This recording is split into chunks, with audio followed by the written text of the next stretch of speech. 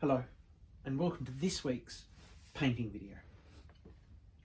This week I want to talk about a particular aspect of Turner's work which relates a little bit to, or more than probably a little bit, to the style of work and the period in which Turner was working.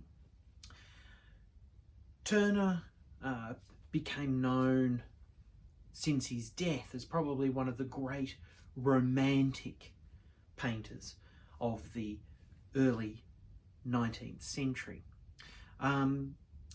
The romantic movement came out of a period of classical painting, and what I mean by that is the classicists looked back and painted history type paintings, paintings of Roman and Greek mythology, paintings of great battles, so historic type paintings, etc. And when you look at a lot of early Turners, there's very much a preoccupation with him of painting mythological scenes and historic events. And that is a practice that continued throughout his whole life, particularly with his major oils and major watercolours and his exhibition pieces that he would do each year. But that classicism went beyond those that you saw in those earlier generations, and that's where it evolved with some of these artists into this romantic aspect.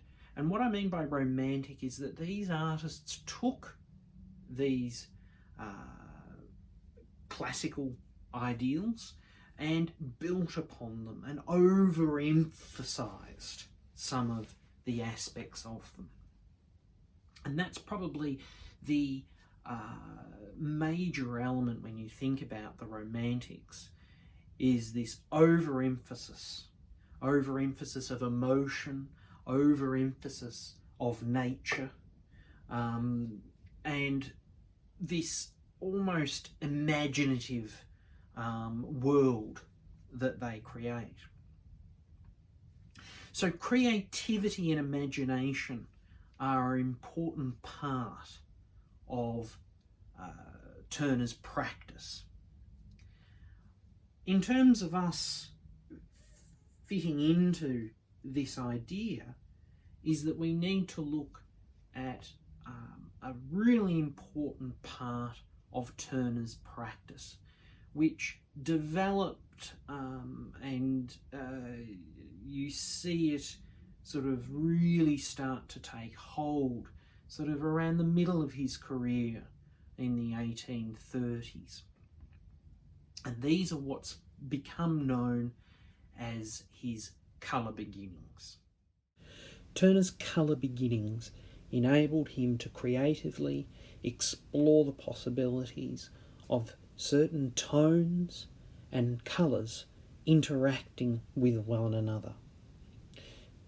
The proportions of these tones and colours was important in creating a harmonious balance, and once completed, often influenced more than one or became the beginnings of more than one final painting. Even examples like this one, with the silhouette of a castle, are still not identifiable to one particular scene, and are often linked to more than one location. Even when the location is known, Turner still overemphasises and dramatises the atmospheric conditions or the landmarks themselves to create his narrative. As a starting point for this week's exercises, you could look at some Turners and try and reduce them to the large areas of tone and colour that you can see Don't go for any detail, just large masses.